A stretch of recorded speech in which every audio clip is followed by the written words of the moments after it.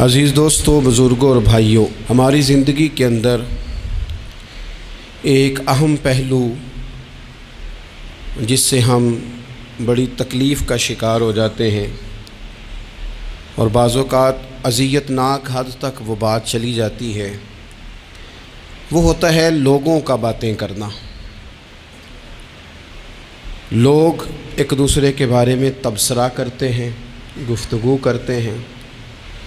اگرچہ اسلام نے اسے بڑا ناپسند کیا اور غیبت کو زنا سے زیادہ بدتر قرار دیا، لیکن معاذ اللہ ثم معاذ اللہ لوگ پھر بھی اس اخلاقی کمزوری کا شکار ہو جاتے ہیں اور لوگوں کے بارے میں گفتگو کرتے ہیں۔ پھر لوگوں کی وہ باتیں جب ہم تک پہنچتی ہیں، جس کے بارے میں بات کی جا رہی ہوتی ہے، جب اس تک پہنچتی ہے تو وہ شخص بڑی اذیت کا شکار ہو جاتا ہے۔ وہ ذہنی تکلیف میں بھی آتا ہے، کرب میں بھی مبتلا ہوتا ہے، اور بعض اوقات خدا معاف فرمائے تو بعض لوگوں میں مایوسی بھی پھیل جاتی ہے۔ آپ قرآن مجید فرقان حمید کو دیکھیں تو اللہ تعالیٰ نے قرآن مجید میں فرمایا کہ وَإِذَا قِيلَ لَهُمْ آمِنُوا كَمَا آمَنَ النَّاسُ، جب منافقین سے کہا جائے کہ اس طرح ایمان لاؤ جس طرح کے باقی لوگ ایمان لائے ہیں، یعنی صحابہ کرام، قالوا تو وہ کہتے ہیں انؤمن کما آمن السفہاء، ہم اس طرح ایمان لے آئیں جس طرح معاذ اللہ یہ بیوقوف ایمان لائے، ان کی طرح ایمان لے آئیں۔ الا انہم هم السفہاء، اللہ فرماتے ہیں خبردار ہو جاؤ یہی بیوقوف ہیں، ولکن لا یعلمون، لیکن یہ جانتے نہیں۔ انہیں اس بات کی خبر، ان لوگوں کو جو کائنات کے بہترین لوگ ہیں زمین پر، انبیاء کے بعد صحابہ، ان کو لوگوں نے بیوقوف کہہ دیا، باتیں کر دی۔ آپ قرآن مجید دیکھیے سورہ قلم کے اندر اللہ تبارک و تعالی نے اس بات کا بھی جواب ارشاد فرمایا ہے، جب لوگوں نے کہا تھا کہ معاذ اللہ حضور تو مجنون ہے، تو اللہ نے فرمایا محبوب آپ رب کے فضل سے مجنون نہیں ہیں، بلکہ اللہ نے آپ کو خلق عظیم کا مالک بنایا ہے۔ وَإِنَّكَ لَعَلَىٰ خُلُقٍ عَظِيمٍ، لوگ بات کرتے ہیں اور کر جاتے ہیں اور شوق رکھتے ہیں تبصرہ کرنے کا۔ تو میں نے بہت سارے لوگ ایسے زندگی میں دیکھے ہیں جو لوگوں کی باتوں کی وجہ سے اذیت میں آ گئے، تکلیف کا شکار ہو گئے۔ اور میں اور آپ تو کسی کھاتے میں نہیں، حضرت ابوبکر صدیق رضی اللہ تعالیٰ عنہ جیسے لوگ، افضل البشر بعد الانبیاء بالتحقیق حضرت صدیق اکبر۔ آپ قرآن مجید 30ویں پارے کی تلاوت میں یہ بات دیکھیں گے کہ جب حضرت ابوبکر صدیق نے غریب غلاموں کو خرید کر آزاد کرنا شروع کیا، حضرت بلال حبشی کو، حضرت عامر بن فہیرہ کو اور کچھ غلاموں کو خرید کر آزاد کیا، تو لوگ کہنے لگے کہ یہ بلال نے کبھی کوئی احسان کیا ہوگا ابو بکر پر، تبھی تو خرید کے آزاد کیا ہے، ورنہ کیا ضرورت تھی اتنے پیسے لگانے کی، کوئی تو بات ہوگی۔ اللہ تعالیٰ نے اس کا بھی قرآن مجید میں اعلان فرمایا ابو بکر نے جو کیا ہے رب کی رضا کے لیے کیا ہے۔ تو گفتگو کرنا، بات کرنا، لوگوں کا اتنا یہ خطرناک مزاج ہے، ایک جملہ کہہ کے لوگ سائڈ پہ ہو جاتے ہیں، بندہ بیچارہ ساری رات تڑپتا رہتا ہے، ایک فکرے کا تبصرہ کر کے لوگ کونے میں چھپ جاتے ہیں، اور کسی آدمی کے لیے وہ اسے سولی پہ لٹکا جاتے ہیں، اپنی زبان کے تیروں سے لوگ پریشان کرتے ہیں۔ پہلے تو اللہ سے یہ معافی مانگیں کہ رب اس جرم سے ہمیں محفوظ فرمائے۔ اور اب تو لوگوں کی زبانیں اتنی لمبی ہو گئیں کہ وہ صحابہ تک چلی گئی ہیں، اہل بیت نبوت تک چلی گئی ہیں۔ تبصروں کے شوق میں لوگوں نے یہ دیکھا ہی نہیں کہ میری حیثیت کیا ہے اور میں بات کس کی کر رہا ہوں، میری اوقات کیا ہے اور میں تبصرہ کس پہ کر رہا ہوں۔ بے باک ہونا اور بات ہے اور بدتمیز ہونا، ان دونوں میں فرق ہوتا ہے۔ تو میرے عزیز، ایک تو اس سے پرہیز کریں، اور پھر دوسرا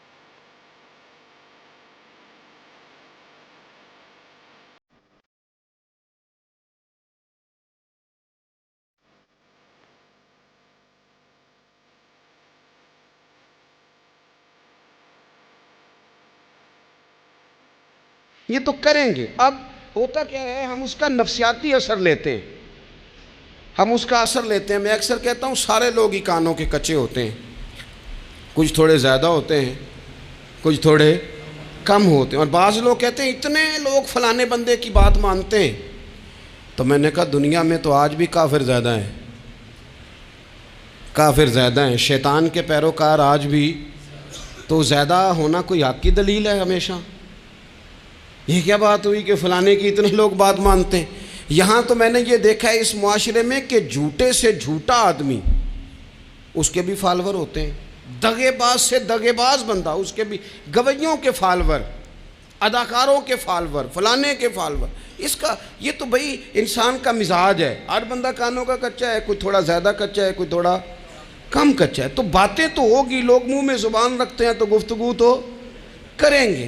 اب یہ اثر لینے والے پہ ہے کہ وہ اس کا اثر کس طرح کا لیتا ہے. ہمارے ہاں بڑے بڑے سمجھدار لوگ نفسیاتی ہو جاتے ہیں، بڑی بڑی سمجھدار خواتین نفسیاتی ہو جاتی ہیں. میری ساس باتیں کرتی ہے، میری نند باتیں کرتی ہے، مجھے فلانا باتیں کرتا ہے، مجھے فلانا. بھائی باتیں، جس کے منہ میں زبان ہے اس نے بات تو کرنی ہے.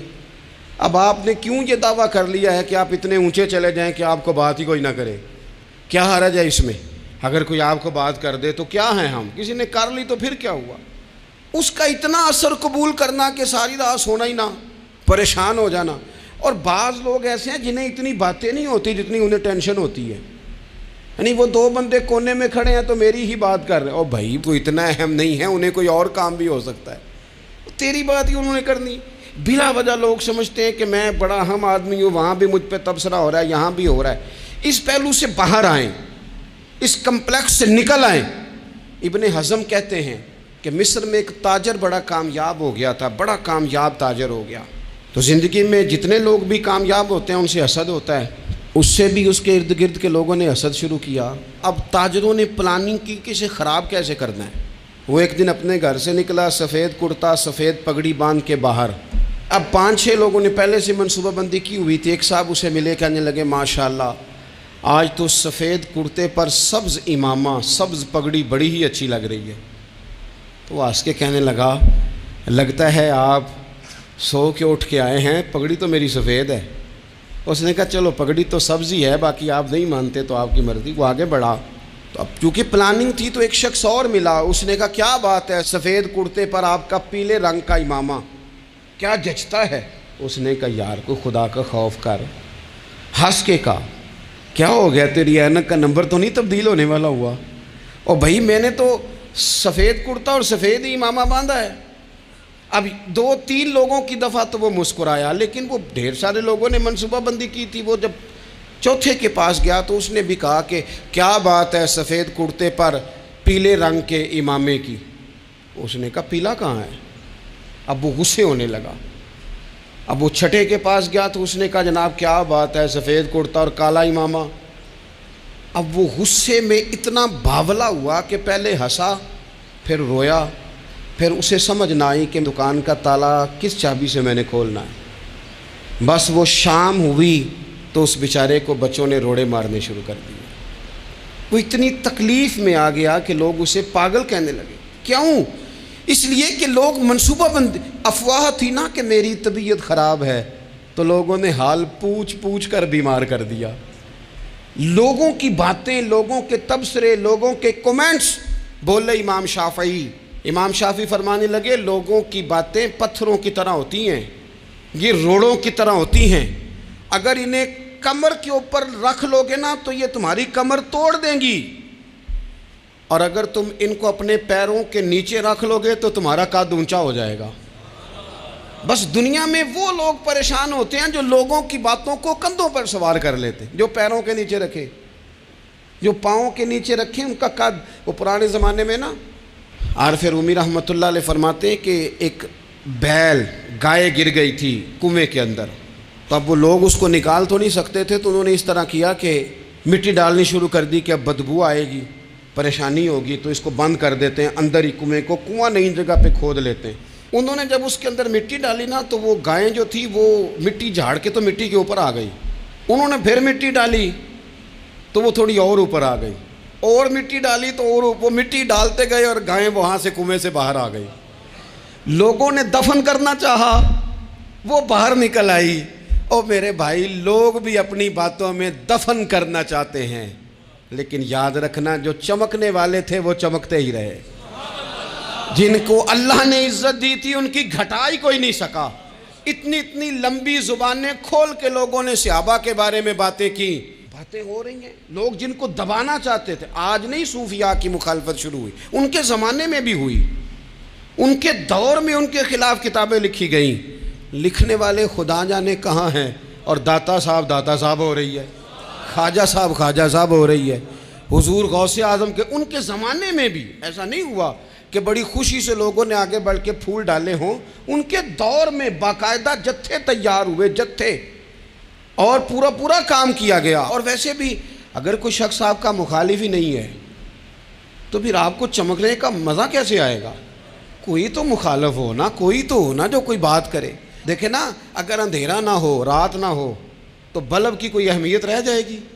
یہ چمکتا ہی تب ہے جب اندھیرا زیادہ ہوتا ہے. ہم کہتے ہیں اندھیرا ہو گیا, اور بھائی تجھے چمکنے کا موقع دیا ہے اندھیرے نے, تجھے اس نے عروج دیا. تم دیے باد مخالف سے نہ گھبرا اے عقاب, یہ تو چلتی ہے تجھے اونچا اڑانے کے لیے. تو باتوں سے پریشان نہ ہو. میں نے کہا کہ اگر آپ باتوں کا پہاڑ بنا کے اوپر سوار ہو جائیں گے نا تو قد اونچا کریں گی باتیں. جو بندہ ڈسکس ہونے لگ جاتا ہے وہی تو مشہور ہوتا ہے, اسی کی تو بات ہوتی ہے. دیکھیں کیا ہوتا تھا بھلا مکے میں. کوئی بندہ باہر سے آتا تو ابو جال اسے کھڑا کر کے کہتا حضور کے پاس نہ جانا. تو کہتا پتہ تو کروں بھلا نبی پاک کے پاس کیا ہے, پتہ تو کروں بھلا حضور کے پاس کیا ہے. تو جن سے تعارف نہیں ہونا تھا وہ بھی تعارف کرا رہے تھے رسول پاک کا. تو اس لیے باتوں سے گھبرا جانا. ہاں, ایک بات ہمیں کتاب و سنت میں ملتی ہے, اس پر ضرور غور کریں. تہمت والی جگہ سے بچیں, تہمت کا موقع نہ دیں.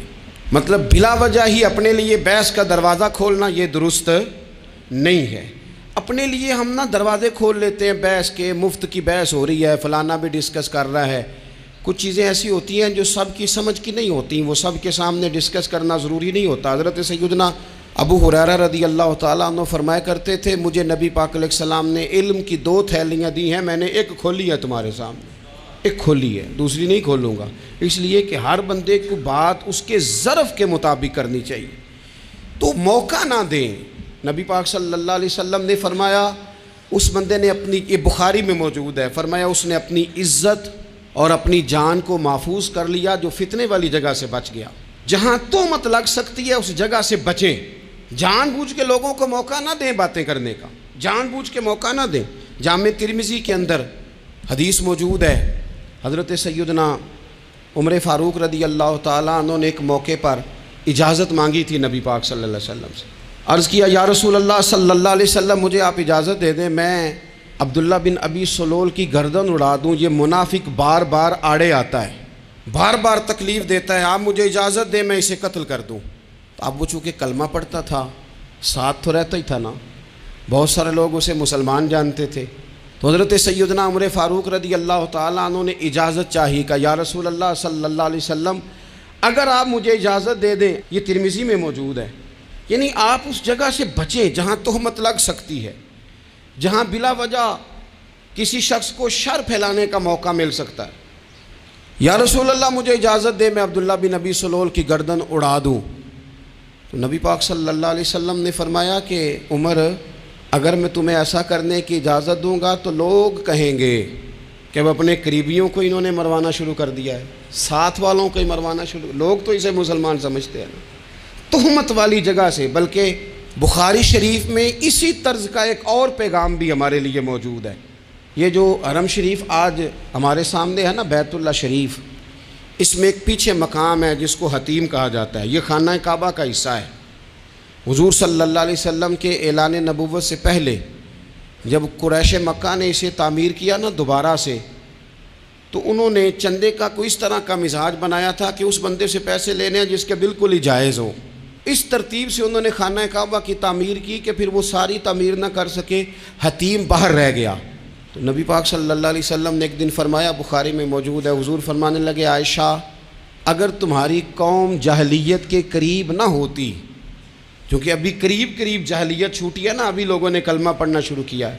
فرمایا اگر یہ جاہلیت کے قریب نہ ہوتے تو میں کعبے کو انہی بنیادوں پر دوبارہ بنا دیتا جن بنیادوں پر حضرت ابراہیم علیہ السلام نے بنایا تھا، لیکن چونکہ یہ جاہلیت کے قریب ہیں، ان کی سمجھ میں چیز نہیں آئے گی، یہ شک میں پڑ جائیں گے، پریشان ہو جائیں گے، لہذا میں یہ کام نہیں کرتا۔ بہت ساری چیزیں ایسی ہیں کہ جن کی وجہ سے بعض سادہ لوگ ابہام کا شکار ہوتے ہیں، ابہام کا۔ ہمارے علماء نے اس طرح کیا کہ بڑے طے کر کے عقائد کے عنوانات امت تک پہنچائے۔ ہر آدمی ہر شعبے کا اسپیشلسٹ نہیں ہوتا، بہت ساری لوگ باتیں مریض کے سامنے کرنے والی نہیں ہوتی، وہ صرف لواحقین کو بتانے والی ہوتی۔ پھر کچھ لوگ اور آئے جنہوں نے کہا کہ ہم تو ایفیشنسی دکھائیں گے، کچھ خاص ہر بات کھول کر لوگوں کے سامنے رکھیں گے۔ اس کا نقصان پھر یہ ہوتا ہے کہ سادہ لوگ مشکلات کا شکار ہوتے ہیں۔ وہ پھر جب کہتے ہیں ہر چیز ڈسکس کر لینی چاہیے تو پھر باتیں دور نکل جاتی ہیں۔ پھر لوگوں نے انبیاء کرام علیہم السلام کی اجتہادی خطاؤں کو ڈسکس کرنا شروع کیا۔ ربنا ظلمنا انفسنا، اگر حضرت آدم یہ لفظ کہیں تو ان کے لیے تو ٹھیک ہے، لیکن اگر کوئی غلام اور امتی اور بیٹا اٹھ کے یہ لفظ کہے تو اس کے لیے ٹھیک نہیں ہے۔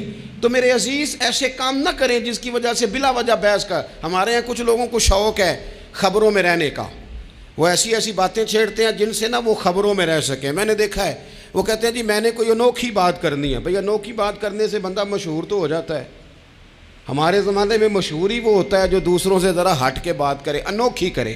وہ ہمارے لطیفہ لکھا ہے نا، ایک اہل عرب کا ایک ہجا نام کا عربی کا ایک لطائف سنانے والا شاعر ہے، تو وہ کہتا ہے کہ ایک شخص نے ایک دفعہ کہہ دیا تھا گدھا کھانا جائز ہے۔ تو بڑے بڑے علماء اس کے گھر چلے گئے کہ بھئی کوئی دلیل، کوئی جزیہ، کوئی کہاں سے، کوئی کتاب، کوئی حوالہ، کوئی شے۔ اس نے کہا روز آؤ گے ایک بندے کو بتاؤں گا، کٹھا اسٹیج لگاؤ، ایک ہی دفعہ حوالے دیتا ہوں، روز نہیں دیے جاتے۔ وہ اسٹیج لگ گیا، دنیا جمع ہو گئی، جنہوں نے کبھی ٹائم نہیں نکالنا، تو یہ ذرا انوکھی بات جو کر رہا تھا وہ سارے لوگ آ گئے۔ تو وہ اسٹیج پہ چڑھا تو کہنے لگا مجھے جانتا کوئی نہیں تھا، چلو اب بدنام جو ہوں گے تو کیا نام نہ ہوگا، اب قیامت تک کہو گے تو صحیح نا۔ وہ اس مولوی دے گھر جنہیں ایک بار آکھیا نہیں سی گدھا کھانا جائز ہے، چلو بدنام جو ہوں گے تو کیا۔ تو بہت سارے ایسے لوگ ہیں جو ہیں بدنام، پر چلو نام تو ہو گیا نا، بدنامی صحیح، شرارت صحیح، شیطانیت صحیح، لیکن نام تو ہو گیا۔ تو اس لیے کوئی ایسا انوکھا کام جس سے لوگوں کی، میں آپ سے بڑی گزارش سے عرض کروں، اعلیٰ حضرت بریلوی رحمۃ اللہ علیہ نا لالٹین کے اندر مٹی کا تیل جلایا جاتا ہے ہمارے ہاں، تو مٹی کا تیل ظاہر ہے اس سے بدبو آتی ہے، تو مسجد میں وہ جلانا جائز نہیں تھا۔ تو ایک صاحب ارنڈی کا تیل لائے، وہ خوشبو والا ہوتا ہے، وہ لا کے انہوں نے نا اعلیٰ حضرت بریلوی رحمۃ اللہ علیہ کو لالٹین میں ڈال کے دیا اور کہا کہ یہ مسجد میں اس کو جلاتے ہیں چونکہ اس کے اندر سے خوشبو آتی ہے، بدبو نہیں آتی۔ تو وہ جو شرعی عذر ہے نا، حضور نے فرمایا کہ جمعے والے دن غسل کر کے آؤ تاکہ کسی کے پسینے سے ایک دوسرے کو تکلیف نہ ہو۔ کچا لہسن پیاز کھا کے مسجد آنا اس لیے منع کر دیا گیا کہ منہ کی بدبو سے تکلیف ہو، تو مسجد میں کوئی ایسی چیز جو بدبو کا باعث بنے منع ہے۔ اب انہوں نے وہ تیل لا کے لالٹین میں ڈالا جس سے خوشبو آتی تھی اور لالٹین بھی روشن ہوتی تھی۔ تو اعلیٰ حضرت فاضل بریلوی رحمۃ اللہ علیہ اپنے اس خادم سے فرمانے لگے کہ اب لوگ تو آئیں گے نا، تو ہمارے علاقے میں تو ساری دنیا مٹی کے تیل سے ہی چلاتی ہے، تو اب آپ نے ایک خوشبو والا تیل لا کے ڈال تو دیا ہے اس کے اندر لالٹین میں، پر یہ لوگوں کو بتائے گا کون کہ یہ تیل وہ نہیں ہے؟ لوگ تو یہاں سے دیکھ کے جائیں گے اور جا کے کہیں گے کہ اتنے بڑے عالم کی مسجد میں اگر جل رہا ہے تو ہم کیوں نہ جلائیں۔ تو فرمانے لگے وہ شخص کہ حضور پھر حال کیا ہے؟ فرمانے لگے آپ فرضوں کا سلام پھیر کے دعا سے پہلے لالٹین کے پاس کھڑے ہو جائیں اور جو بندہ گزرے اسے بتاتے جائیں کہ یہ مٹی کا تیل نہیں، یہ مٹی کا تیل نہیں، یہ مٹی کا تیل۔ ہر شخص کے ذہن تک بات اتر جائے تاکہ لوگ کسی ایسی چیز کا شکار نہ ہو جائیں جس سے کہ ان کے مزاج میں کوئی غیر شرعی چیز عروج پکڑ لے۔ تو میرے عزیز ہم نہ کچھ بدگمانیاں لوگوں کے اندر لوگ ڈالتے ہیں۔ ہمارے ہاں بالخصوص پاکستان میں جب سے سیاسی فرقہ واریت شروع ہوئی ہے، سیاسی ہماری قوم کا مزاج اتنی بری طرح خراب کیا گیا ہے. ہمارے نوجوان بچے جو بڑے سنجیدہ پڑھے لکھے، ان کی گفتگو اپنے سیاسی مخالف کے بارے میں اتنی لوز کر دی گئی ہے، اتنی کمزور کر دی گئی، اتنی خوفناک کر دی گئی ہے کہ اس طرح تو کبھی نہیں ہوا تھا. یہ مزاج جو لوگوں کو دیا جا رہا ہے، قومیں اپنے اخلاق کے طور پر زندہ رہتی ہیں. بد اخلاقیاں کبھی بھی انسانوں کو اونچا کر سکتی، پیچھے رہ جاتے ہیں لوگ. تہذیب کسی سوسائٹی کا حسن ہوتا ہے، اور اگر ایک سیاسی مخالف کے لیے آپ کا یہ والا مزاج بن جائے، اپنے سیاسی قد کو اونچا کرنے کے لیے آپ ان چیزوں کا سہارا لیں، یہ درست نہیں ہے. اخلاقی رویے میں کہوں گا کسی بھی سیاسی جماعت سے وابستگی ہے وہ 100% رکھے جو اس کی سمجھ میں آتی ہے، لیکن اپنے اخلاقی مزاج کو کبھی کمزور نہ ہونے دے، اخلاقی رویہ کبھی کمزور نہ ہونے دے. یہ کیسے ہو سکتا ہے؟ دیکھیں، ابو جہل، ابو لہب، عتبہ، عتیبہ، شیبہ، وہ وہی باتیں کر سکتے تھے جو ان کے مزاج کی تھیں، جو آج تک لوگ کسی بھی دیندار کے بارے میں کرتے ہیں. تو انہوں نے وہی باتیں آ کے کی تھی جناب ابو طالب کے ساتھ. انہوں نے کہا تھا کہ اگر معاذ اللہ ان کو دولت چاہیے تو ہم دیتے ہیں. بڑے سے بڑے مخلص آدمی پر آج لوگ دعویٰ نہیں کرتے کہ دولت کے لیے لگا ہوا ہے. انہوں نے کہا دولت چاہیے تو دیتے ہیں، اگر کسی خاتون سے نکاح کرنا چاہتے ہیں تو کرا دیتے ہیں، سرداری چاہیے تو دے دیتے ہیں. اب یہ سوچ ہی اتنی ہے، اس سے آگے جاتی نہیں. وہ معاذ اللہ حضور کے بارے میں اور بھی باتیں کرتے، یہ شاعر ہیں، یہ جادوگر ہیں، یہ فلاں ہیں. لیکن میرے نبی پاک علیہ الصلوۃ والسلام نے کبھی بھی ان کی ذاتی زندگی کو ڈسکس نہیں کیا، کبھی نہیں کیا. ابو جہل شراب پیتا تھا، لیکن حضور نے کبھی سوسائٹی میں یہ بات لوگوں کے سامنے بیان نہیں کی. وہ لوگوں کے پیسے دبا لیتا تھا، کئی جگہوں پہ حضور نے پیسے نکلوا کے دیے، لیکن جگہ جگہ گلی گلی کھڑے ہو کے حضور نے یہ نہیں فرمایا کہ یہ اس طرح کا ہے. آپ اپنے مخالفین کے بارے میں ضرور کلیم کریں، ثبوت کے ساتھ ضرور بات کریں، یہ ضروری ہے، لیکن آپ کا رویہ اتنا گرا ہوا نہیں ہونا چاہیے کہ لوگ سمجھیں کہ یہ قوم تو اخلاق سے ہٹ گئی ہے. آپ اختلاف کریں، لیکن اختلاف کے بھی آداب ہوتے ہیں. اس ادب کے دائرے کے اندر رہ کے صحابہ کے بیچ بھی رائے کا اختلاف ہو جاتا تھا، ہو جاتا ہے، ہو جایا کرتا ہے.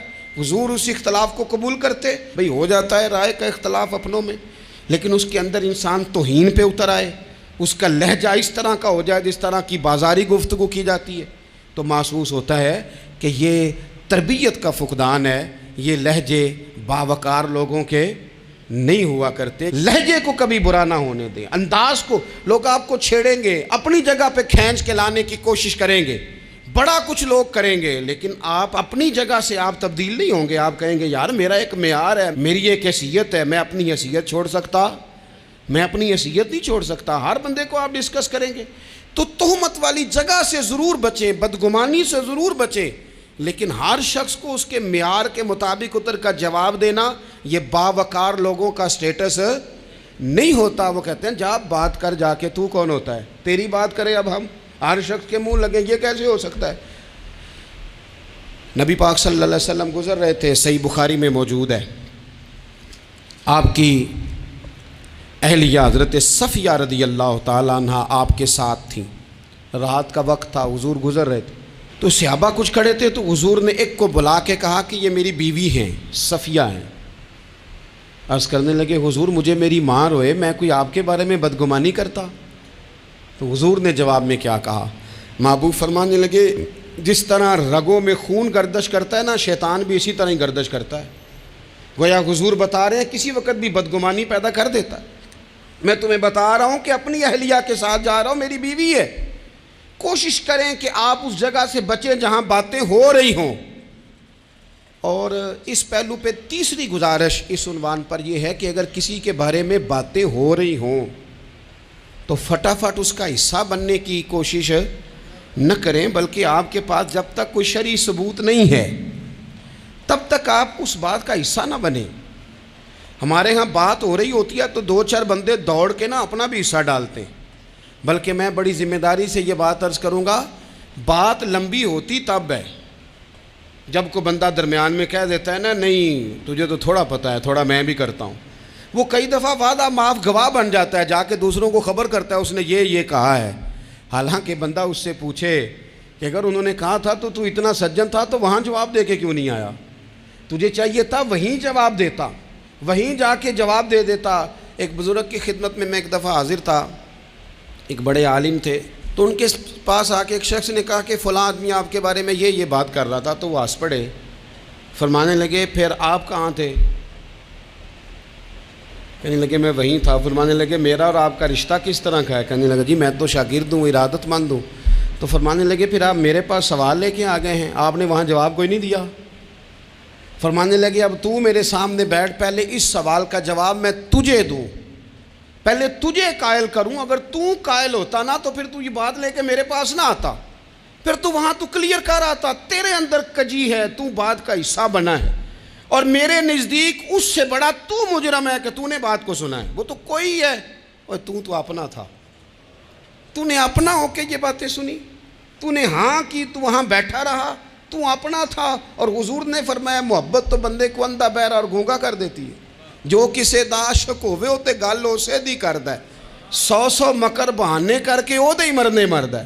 تو نے سن کیسے لی؟ تیرے کانوں نے گوارا کیا؟ پہلے تو مطمئن ہو نا، تو اگر مطمئن ہوتا تو بات آگے وہیں جواب دے کے آتا، جب تو ہی غیر مطمئن ہے تو میں کسی اور کو کیا جواب دوں؟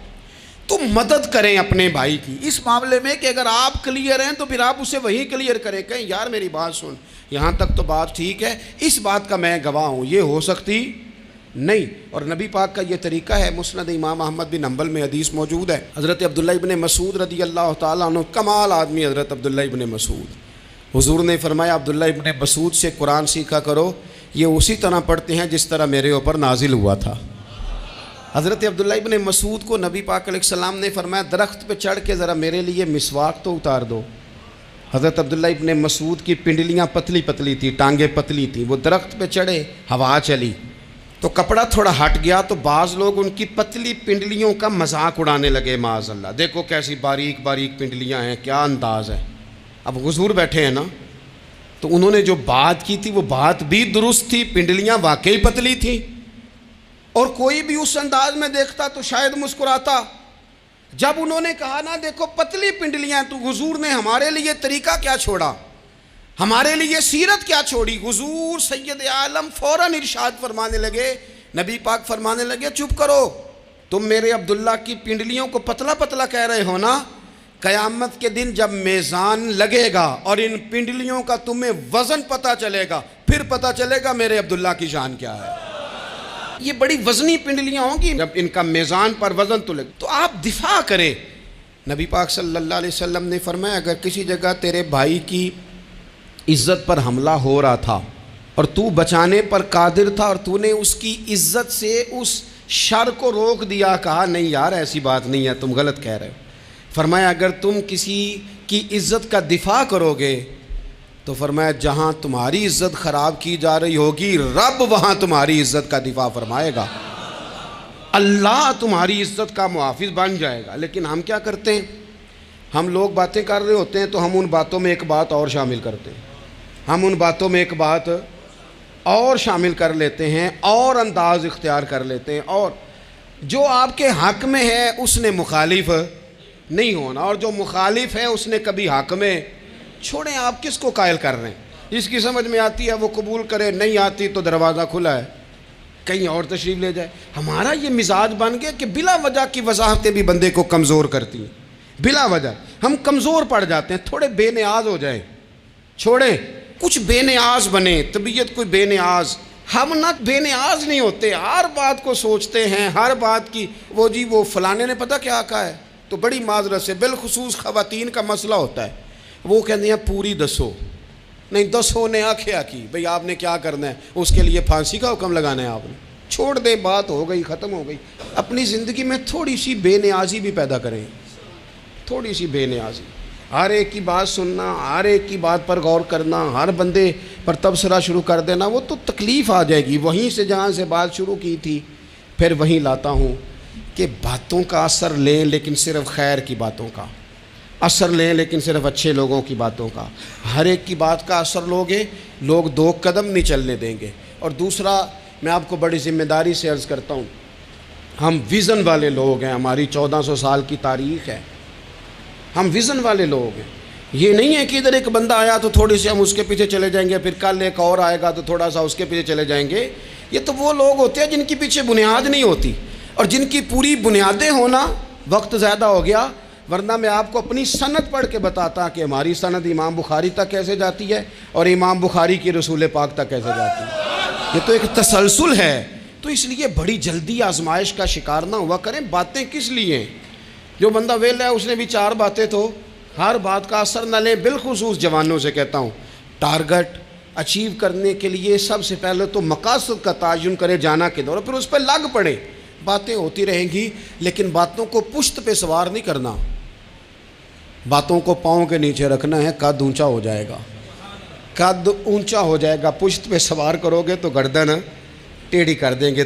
آپ بس بڑھتے جائیں. گھوڑا جب دوڑتا ہے نا دوڑتا ہے تو اس کے پیروں کو جھاڑیاں لگتی ہیں, لیکن اگر دوڑتا رہے تو کوئی جھاڑی کہیں رہ جاتی ہے, کوئی کہیں رہ جاتی ہے. باقی مخلوق کرتی ہے باتیں, وہ کرتی رہے گی. آپ آگے بڑھیں, سفر کرتے رہیں. سفر بہت سارے باتیں کرنے والے وہیں رہ جاتے ہیں اور کام کرنے والے کہیں کے کہیں پہنچ جاتے ہیں. باتیں کرنے والوں میں سے نہ ہوں, کام کرنے والوں میں سے ہوں. اللہ توفیق عطا فرمائے. آخر دعوانا ان الحمدللہ رب العالمین.